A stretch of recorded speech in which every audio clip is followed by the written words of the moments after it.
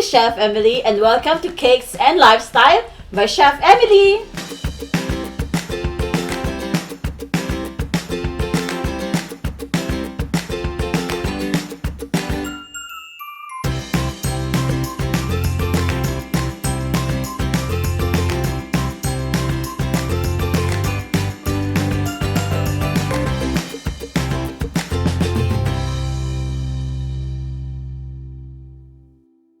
Hello everyone and welcome back to my channel at masaya na naman ako na mag-share sa inyo ng isa na naman bagong recipe na sure akong papatok sa inyong negosyo at matutuwa ang pamilya ninyo. Alright, bago natin umpisan, magbibigay muna ako sa inyo ng isang background tungkol sa ating recipe gagawin ngayon. So this is like profiterole, choux à la crème, or cream puff. Kahit ano pa itawag po ninyo yan, this very delicious yummy light dish of dessert from France ay kinagigiliwan po sa buong mundo. So sa Doha po, ito ginagawa na po namin at tawag po namin ito choux à la crème. Now, here in the Philippines, I would like to reinvent and I would like to do things na alam ko na hindi pa nagagawa ng iba or mas bibigyan natin siya ng panibagong bihes, panibagong itsura na paniniguradong ma-enjoy po ninyong gawin at kainin.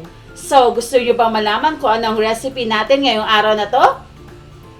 Ito po ay ang bago pong recipe na tinatawag ko po na Puff Doughnut. Yes, Puff Doughnut. Bakit po Puff Doughnut ang aking pong recipe ngayon? Kasi po, this is actually just a very simple recipe of cream puff, but I made it into a dress and looks like donut, pero hindi po siya lasang donut, kundi lasa po siya na cream puff. So, excited na ba kayo matutunan? Tara at umpisahan na natin! The first thing that we're gonna do is the pastry cream filling. So, I have the ingredients of 2 cups fresh milk, half a cup of sugar, 3 medium-sized egg yolks, 1/4 cup of cornstarch, 2 teaspoons of my French vanilla, of course, and our pinch of salt.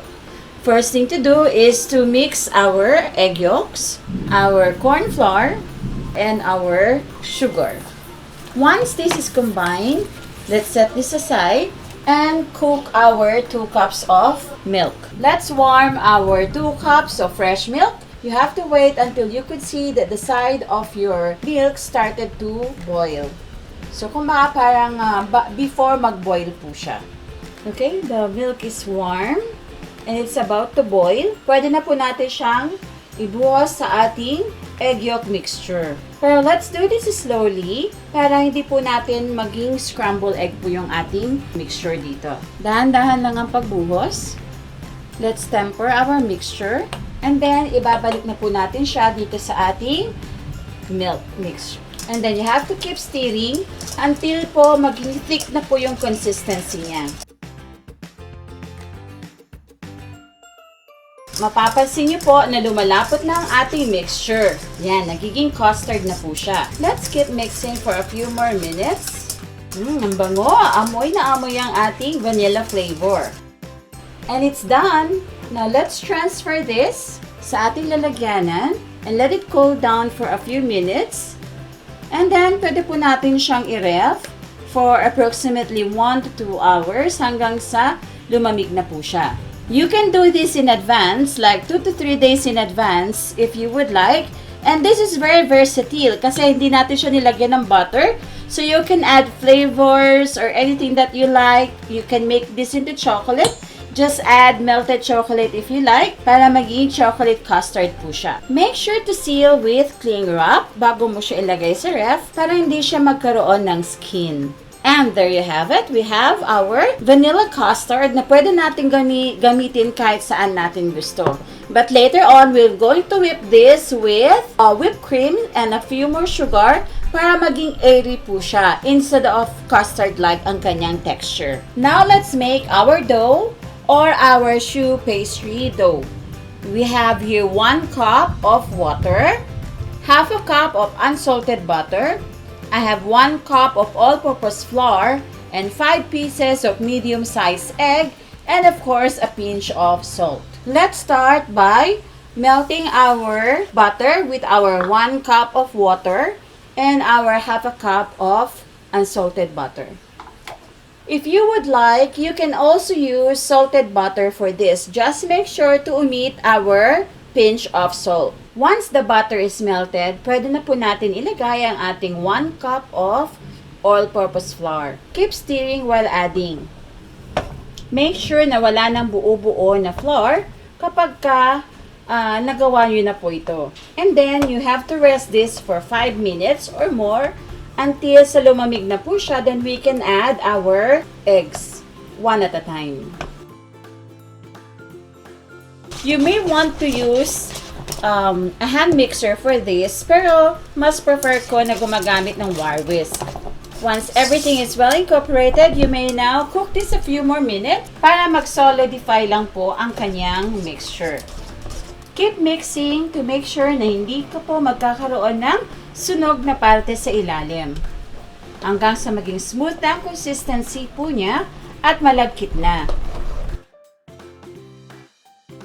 Para mas madali natin na makuha yung donut shape natin, gumamit tayo ng donut cutter and we trace it with pencil. Make sure lang na i-upside down natin para yung pencil nasa kabilang side po. And then I apply a little bit of butter para hindi po siya dumikit ang ating puff pastry later on.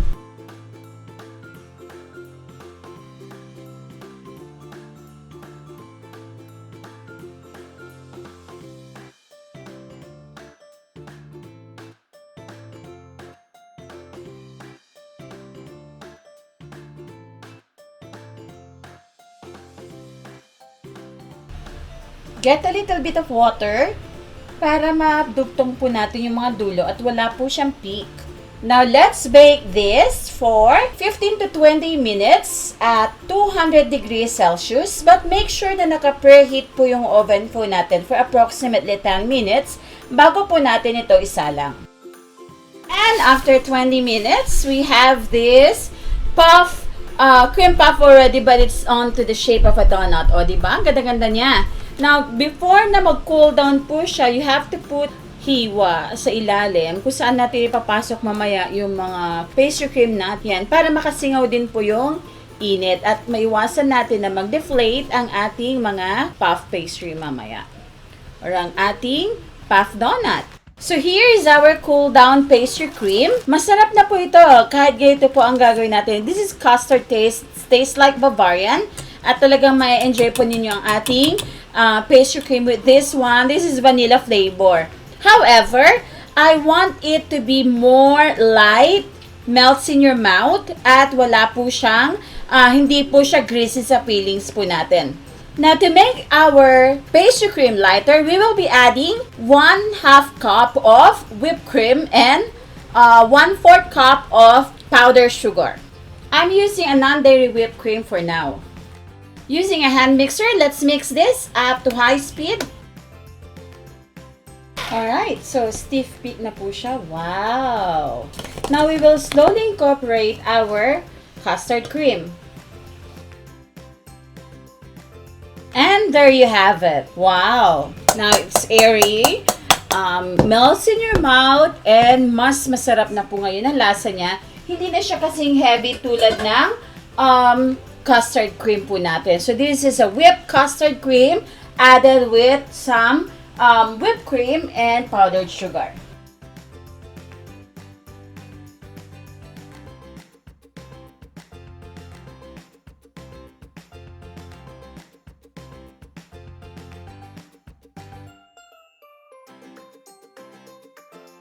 Prepare your melted chocolate. So, I have here my Colata dark chocolate. Itong paborito kong ginagawang toppings for my donuts or ano man pong ginagawa ko. This is actually my chocolate to go. But you can change that to white chocolate if you like and then color it. You can make pink, matcha, or any colors that you like. And then just dip it on your chocolate like this. Then shake, shake, shake. And there you go. Ang ganda! One more.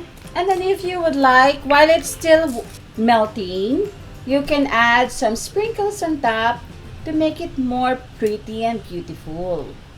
Yan, o, diba? Para na siya talagang donut.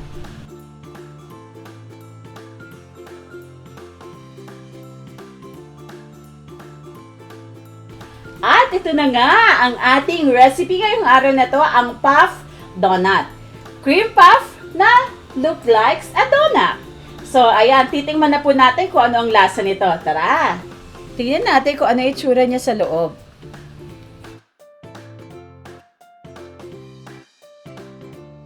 Tadaan! Ang ganda! O, diba? Filled with our delicious, light, airy puff pastry cream na merong whipped cream. At syempre, hindi mawawala ang ating taste test time. So, tingnan natin kung anong lasa nito. Lasang donut ba o lasang cream puff?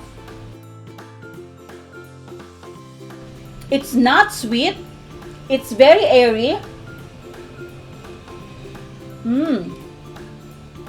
Unlike other cream puff na natitikman ninyo na heavy yung kanyang cream sa loob, this one is lighter, melts in your mouth, and it's not that sweet. Kasi po, it's not just custard, kundi hinaluan po natin siya ng whipped cream to make it more airy. At pwede po siyang pang fillings or pwede rin po siyang gamitin kahit po sa mga cakes po niyo sa tingin ko. And because our dough is very, very light at hindi rin po siya sweet, so nagbabalance po siya. And yung ating chocolate on top, pwede po ninyo itong palitan kahit ano pong design and lasa na gusto ninyo. Ang sarap-sarap po talaga at sure na sure ako na ma-enjoy ninyo ang ating puff donut na ginawa natin ngayong araw na to. If you should have any question, you may always send me a PM to my Cake Style by Chef Emily at gmail.com. You can send message, thank you notes, or whatever request na gusto po ninyo sa akin pong email address. You may like and follow me at my Facebook page, Chef Emily Peralta, kung saan po isi-share ko rin po ang marami pang tips and tricks sa paggawa po ng ating puff donuts. You can also join our community, the Cake Artists and Bakers Network Philippines, for more learnings and more friends to gain. So again, once again, this is Chef Emily Peralta and thank you so much for watching. Bye!